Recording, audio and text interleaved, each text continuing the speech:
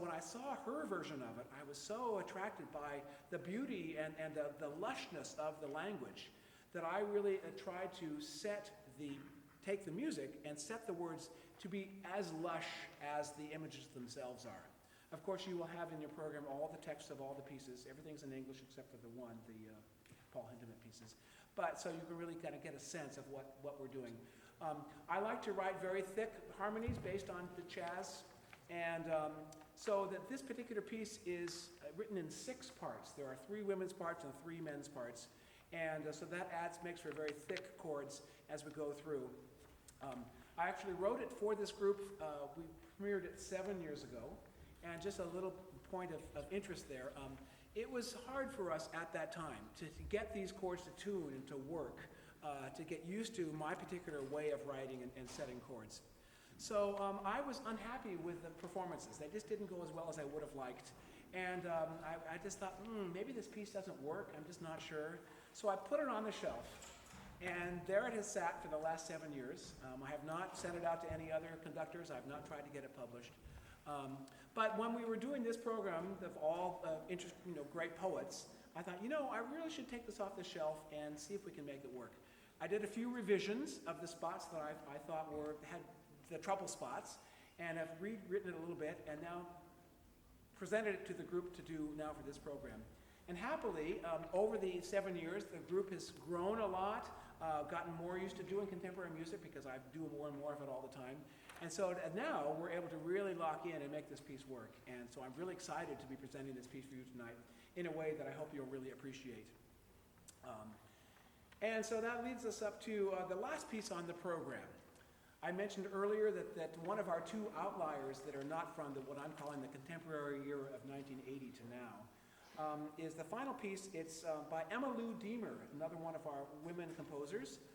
She is very active today still. She's in her 80s, I believe. She lives in Santa Barbara, and she still plays the organ at the Presbyterian Church in Santa Barbara.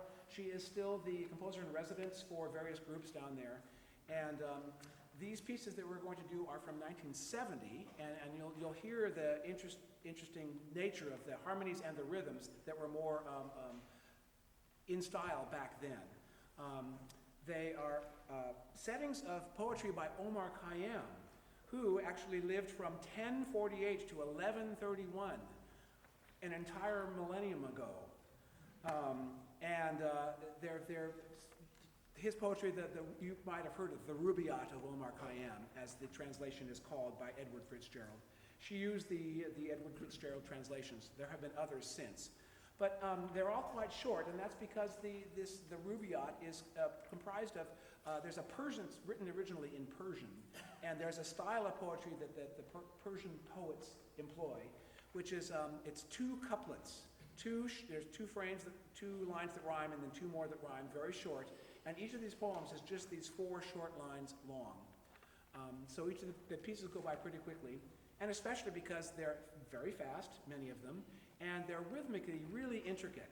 And they're a lot of fun to perform, therefore, and hopefully for you to be, sort of knocked around by these interesting rhythms.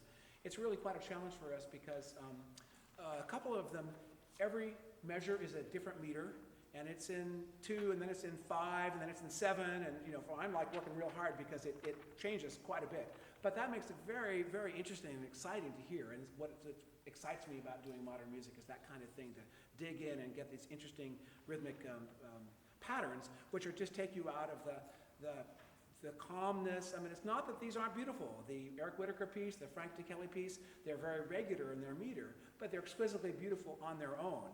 But it's nice to contrast that with these other pieces that are more rhythmically interesting and exciting. So we have a wonderfully varied and beautiful show written for you. The course is sounding great.